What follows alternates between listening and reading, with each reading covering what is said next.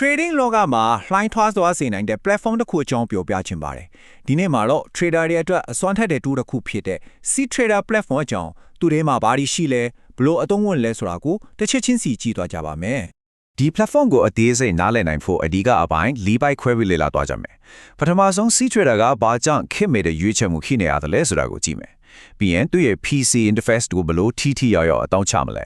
trade တစ်ခုကိုအစအဆုံးဘလို့စီမံခန့်ခွဲမလဲနောက်ဆုံးမှာတော့သူ့မှာပါတဲ့ assessment tool တွေနဲ့ mobile app ရဲ့အသုံးဝင်ပုံတွေကိုလေ့လာသွားကြမှာပါကဲအရင်ဆုံး C-Trader ကဘာကြောင့်ဒီလောက်နာမည်ကြီးနေရလဲ trader တွေကြားမှာဘာလို့ရေပန်းစားနေရလဲဆိုတဲ့ check ကနေစလိုက်ကြအောင် C-Trader ကိုသုံးမှုတွေတော်တော်များများပြောကြတာတခုရှိတယ်အဲ့ဒါကတော့ MT4 MT5 တို့လို platform တွေနဲ့ရှင်းလိုက်တာနဲ့ကိုသူ့ရဲ့ kit မီတဲ့ပုံစံကချက်ချင်းသိတာတဲ့ဒီ kit မီတဲ့ခံစားချက်300လွယ်ရဲ့ design ကပဲ C-Trader ရဲ့အဓိကဆွဲဆောင်မှုတစ်ခုဖြစ်နေတာပေါ့ဆိုတော့ဒီ platform တစ်ခုရဲ့အကြီးမားဆုံးကွာခြားချက်ကဘာလဲဆိုရင် C-Trader ကကားအသစ်ဝယ်တယ်လို့ပါပဲဘာမှထပ်ထည့်စရာမလိုဘူးလိုအပ်တဲ့ feature တွေအကုန်အသင့်ပါလာပြီသား MetaTrader ကျတော့အခြေခံ model ကိုဝယ်ပြီးကိုကြိုက်တဲ့ accessories တွေ tool တွေကိုအပြင်ကနေရှာပြီးတစ်ခုချင်းစီထည့်ထည့်ရတယ်လို့မျိုးပေါ့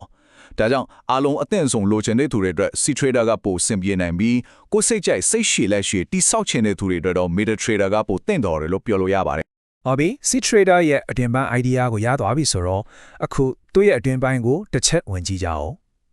Trader တယောက်အတွက်အမိန်ပေးခံဒါမှမဟုတ်လိမ်မှုတယောက်ရဲ့ cockpit နဲ့တောင်တူတဲ့ C-Trader desktop ရဲ့အဓိကအစိပ်ပိုင်းတွေဘာတွေလဲဆိုတော့လေ့လာကြည့်ကြမယ်မျက်နှာအပြင်ရဲ့ဘဲပချင်းကိုကြည့်လိုက်ရင် watch list ဆိုတာကိုတွေ့ရပါမယ်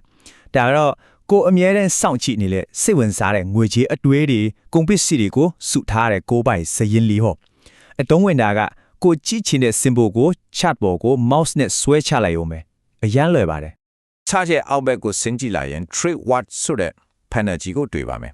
ဒီနေရာကတော့ကို account ရဲ့ control center လို့ပါပဲ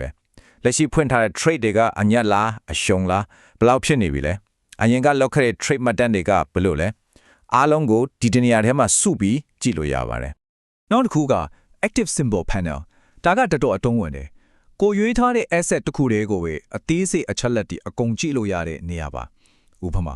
Euro USD ကိုရွေးထားတယ်ဆိုရင်အဲ့ဒီအတွဲနဲ့ပတ်သက်တဲ့ market depth နောက်ဆုံးရတဲ့တင်းတွေဈေးကွက်ဖွင့်ခြင်းစတဲ့အရေးကြီးတဲ့အချက်လက်တွေအားလုံးကိုဒီမှာစူးစီးဖော်ပြပေးထားတော့ကောင်းကောင်းလေ့လာပြီးမှဆုံးဖြတ်ချက်ချနိုင်တာပေါ့ကဲ platform ရဲ့အစိမ်ပိုင်းလေးကိုလည်းတီးသွားပြီးပြင်နေရာမှာဘာရှိလဲဆိုတာလဲရင်းနှီးသွားပြီးဆိုတော့အခုလက်တွေ့အသုံးချရမယ့်အပိုင်းကိုဆက်သွားကြရအောင်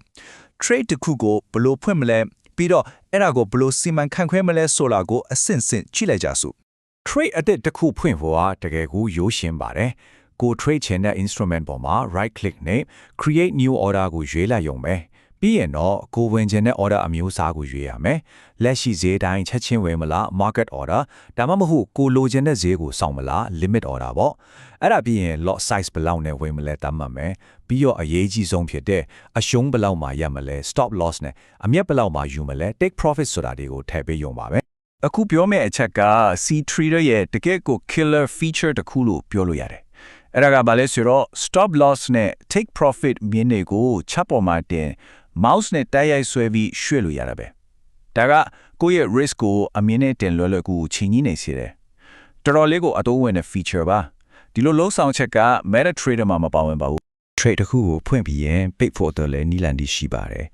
်ရိုးရိုးလဲ X ကိုနှိပ်ပြီးအကုန်ပိတ်လိုက်လို့ရတယ်လို့ position ကို double click နှိပ်ပြီးတဝက်ပဲပိတ်တာမျိုးလဲလုပ်လို့ရတယ်ဒါပေမဲ့တတိထားမဲ့ခလုတ်နှစ်ခုရှိတယ် position ကိုနှစ်ဆတိုးတဲ့ခလုတ်နဲ့ပြောင်းပြန်လန်တဲ့ခလုတ်တွေပေါ့အတွေ့အကြုံမရှိသေးရင်တော့ဒါတွေကိုတတိကြီးကြီးထားပြီးထုံးတင်ပါတယ်ဘာလို့လဲဆိုတော့တစ်ချက်မားနေလိုက်တာနဲ့မမျော်လင့်ထားတဲ့ဆုံးရှုံးမှုတွေဖြစ်သွားနိုင်လို့ပါပဲကဲအခြေခံတွေကိုတော့အားလုံးနားလည်သွားတော့ပြီပေါ့ဆိုတော့နောက်ဆုံးအပိုင်းအနေနဲ့ C-Trader ကိုတခြား platform တွေထက်ပိုပြီးထူးခြားစေတဲ့ advanced tool တချို့နဲ့ကွန်ပျူတာရှိမှမရှိတဲ့ချိန်တွေမှာ mobile phone နဲ့ဘယ်လို trade လို့ရမလဲဆိုတာကိုကြည့်သွားရမယ်။ C-Trader မှာအတွေ့အကြုံရှိတဲ့ trader တွေအတွက်တော်တော်အသုံးဝင်တဲ့ tool တွေအသင့်ပါလာပါတယ်ဥပမာ trailing stop ဆိုတာဈေးကွက်ကကိုယ့်ဘက်ကိုရွေးလာတဲ့မြတ် stop loss ကိုအလိုလျောင်းလိုက်ရွှေ့ပေးတာဒါကအမြက်ကို lock လုပ်ပေးသလိုပဲ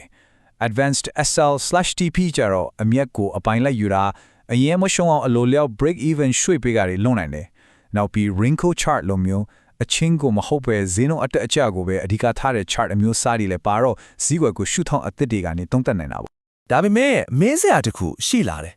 ကွန်ပျူတာရှေ့မှာအမြဲတမ်းထိုင်နေဖို့ဆိုတာမဖြစ်နိုင်ဘူးလေအပြင်သွားနေချိန်ခရီးသွားနေချိန်တွေမှာကိုယ့်ရဲ့ trade တွေကိုဘလို့စီမံခန့်ခွဲကြမလဲအဲ့ဒီမှာပဲ mobile trading ရဲ့အရေးပါပုံကရောက်လာတာပေါ့ C-Trader ရဲ့ mobile app က Android မှာရော iPhone မှာရောရနိုင်ပါတယ်ဒီဇာတ်လေးကိုကြည့်လိုက်ရင်အဓိကလှုပ်ဆောင်ချက်တွေဖြစ်တဲ့ trader ချားကြည့်တာ history ကြည့်တာတွေကနှစ်ခုလုံးမှာအတူတူပဲဆိုတာတွေ့နိုင်ပါတယ် interface ပုံစံလေးတွေမှာတော့အနည်းငယ်ကွဲပြားတာလေးတွေရှိတာပေါ့ဥပမာ Android မှာကိုကြည့်နေကြ symbol ကို watch list ဆိုတဲ့ tab အောက်မှာတွေ့ရပြီး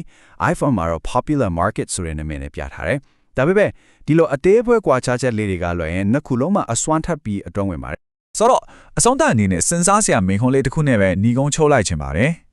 သူရဲ့ခိမိတဲ့ design ဘာမှထပ်ထည့်စရာမလိုပဲအသင့်ပါလာတဲ့အစွမ်းတဲ့ feature တွေနဲ့ C-Trader ဟာ retail trader တွေအတွက် trading platform တွေရဲ့စံနှုန်းအသစ်တစ်ခုဖို့တကယ်ပဲဖန်တီးနေပြီလားဒါကတော့ဆက်လက်စောင့်ကြည့်ရမယ့်အချက်ပါပဲအကောင်လုံးကတော့ကိုယ့်ရဲ့ trading ပုံစံနဲ့ကိုက်ညီမလားဆိုတာကိုကိုယ်တိုင်စမ်းသုံးကြည့်ပြီးဆုံးဖြတ်တာပါပဲ